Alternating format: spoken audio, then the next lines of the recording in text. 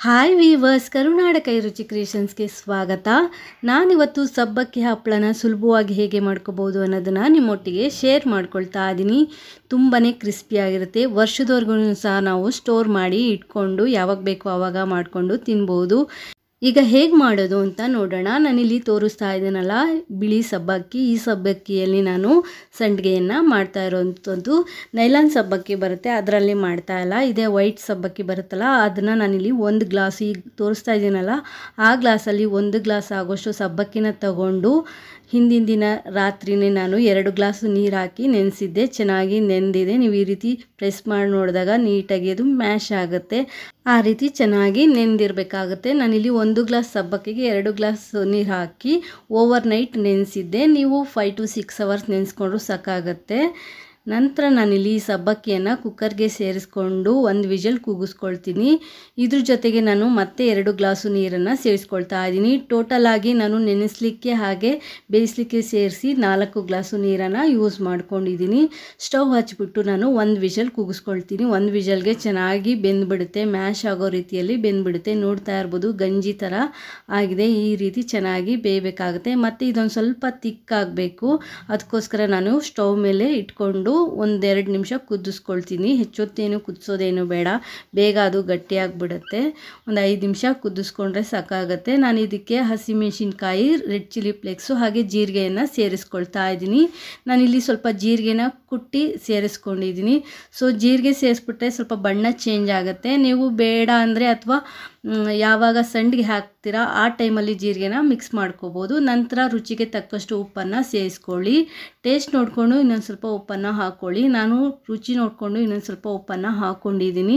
So ಸಂಡಿಗೆಗೆ ಜಾಸ್ತಿ ಉಪ್ಪನ್ನು ಹಾಕಲಿಕ್ಕೆ ಹೋಗ್ಬಿಡಿ. ಸ್ವಲ್ಪ ಟೇಸ್ಟ್ಗೆ ಅನುಗುಣವಾಗಿ ಉಪ್ಪನ್ನು ಹಾಕ್ಕೊಂಡ್ರೆ ಸಾಕು. ಲಾಸ್ಟಲ್ಲಿ 1-2 ಕರಿಬೇವನ್ನು ಪೌಡರ್ ಮಾಡಿಬಿಟ್ಟು ಸೇರಿಸ್ಕೊಂಡಿದ್ದೀನಿ. ನಾನು ಕರಿಬೇವನ್ನು ಒಣಗಿಸಿ ಇಟ್ಕೊಂಡಿದ್ದೆ. ಅದರಲ್ಲಿ 1-2 ಎಲೆ ತೊಗೊಂಡು ಪೌಡರ್ ಮಾಡಿಬಿಟ್ಟು ಸೇರಿಸ್ಬಿಟ್ಟು ಒಂದು 5 ನಿಮಿಷ ಈ ರೀತಿ ಕುದಿಸ್ಕೊಂಡು ಫ್ಲೇಮನ್ನು ಆಫ್ ಮಾಡಿ ತಣ್ಣಗಾಗಲಿಕ್ಕೆ ಬಿಡ್ತೀನಿ. ಜಾಸ್ತಿ ಹೊತ್ತು ಕುದಿಸೋದೇನು ಬೇಡ. ಒಂದು 5 ನಿಮಿಷ ಕುದಿಸ್ಕೊಂಡು ತಣ್ಣಗಾಗಲಿಕ್ಕೆ ಬಿಟ್ಬಿಡಿ. ಇದನ್ನ ಹಾಗೆ ಬಿಸಿ ಇದ್ದಾಗ ಹಾಕೋಕ್ಕಾಗಲ್ಲ. ಇದು ತಣ್ಣಗಾದ್ಮೇಲೆ ಇನ್ನೊಂದು ಸ್ವಲ್ಪ ಗಟ್ಟಿ ಆಗುತ್ತೆ. ಗಟ್ಟಿ ಆದಮೇಲೆ ನಾವು ಈ ಸಂಡಿಗೆ ಹಾಕ್ಕೊಂಡ್ರೆ ಚೆನ್ನಾಗಿ ಬರುತ್ತೆ. ತಣ್ಣಗಾಗಲಿಕ್ಕೆ ಬಿಟ್ಬಿಡಿ. ಬಿಸಿ ಇದ್ದಾಗ ನಾವು ಕವರ್ ಮೇಲೆಲ್ಲ ಹಾಕೋಕ್ಕಾಗಲ್ಲ, ಅದು ರಿಯಾಕ್ಷನ್ ಆಗುತ್ತೆ. ಅದಕ್ಕೋಸ್ಕರ ಬಟ್ಟೆ ಮೇಲೂ ಹಾಕ್ಬೋದು, ಬಟ್ ಸ್ವಲ್ಪ ತಣ್ಣಗಾದ್ಮೇಲೆ ಹಾಕಿದ್ರೆ ಬೆಟರು. ನಾನಿಲ್ಲಿ ಒಂದು ಕವರ್ನ ನೀಟ್ ಮಾಡಿ ಬಿಸಿಲಲ್ಲಿ ಹಾಸಿ ಇಟ್ಕೊಂಡಿದ್ದೀನಿ. ಅದ್ರ ಮೇಲೆ ನಾನಿಲ್ಲಿ ಸಂಡಿಗೆನ ಹಾಕ್ಕೊಳ್ತಾ ಇದ್ದೀನಿ. ಸ್ವಲ್ಪ ತಣ್ಣಗಾದ್ಮೇಲೆ ನಾನು ಈ ರೀತಿ ಒಂದೊಂದೇ ಸೌಟ್ ಹಾಕ್ತಾ ಇದ್ದೀನಿ. ನಾವು ಸ್ವಲ್ಪ ದೋಸೆ ಎಲ್ಲ ಹಾಕ್ತೀವಲ್ಲ ಆ ರೀತಿ ಹಾಕ್ಕೋಬೇಕಾಗತ್ತೆ. ತುಂಬ ತೆಳ್ಳಗೆ ಹಾಕಲಿಕ್ಕೆ ಹೋಗಬೇಡಿ. ಒಣಗಿದ ಮೇಲೆ ಅದು ಇನ್ನೊಂದು ಸ್ವಲ್ಪ ತೆಳ್ಳಗಾಗ್ಬಿಡುತ್ತೆ. ಸ್ವಲ್ಪ ದಪ್ಪಕ್ಕೆ ಹಾಕ್ಕೊಳ್ಳಿ. ಅದು ಏನು ಒಣಗಿದ ಮೇಲೆ ಇನ್ನೂ ಸಣ್ಣಕ್ಕೆ ತೆಳ್ಳಗಾಗ್ಬಿಡುತ್ತೆ. ಅದಕ್ಕೋಸ್ಕರ ಸ್ವಲ್ಪ ಮೀಡಿಯಮ್ ಆಗಿ ಹಾಕ್ಕೋಬೇಕಾಗತ್ತೆ. ಈ ರೀತಿ ನಾನು ಹಾಕ್ತಿದ್ದೀನಲ್ಲ ಆ ರೀತಿ ಹಾಕ್ಕೊಳ್ಳಿ. ಹಾಕ್ಬಿಟ್ಟು ಫುಲ್ ಡೇ ಅದು ಒಣಗಲಿಕ್ಕೆ ಬಿಡಬೇಕಾಗತ್ತೆ. ಚೆನ್ನಾಗಿ ಅದು ಒಣಗಬೇಕು. ಮನೆ ಒಳಗಡೆನೂ ಸಹ ಒಣಗಿಸ್ಬೋದು. ಒಂದು ಟೇಬಲ್ ಮೇಲೆ ಈ ಥರ ಶೀಟು ಅಥವಾ ಪಂಚೆ ಏನಾದರೂ ಹಾಕಿ ಅದ್ರ ಮೇಲೆ ಈ ರೀತಿ ನೀವು ಸಂಡಿಗೆನ ಹಾಕ್ಕೋಬೋದು. ಸೊ ಫ್ಯಾನ್ ಕೆಳಗಡೆನೂ ಸಹ ಒಣಗಿಸ್ಕೋಬೋದು.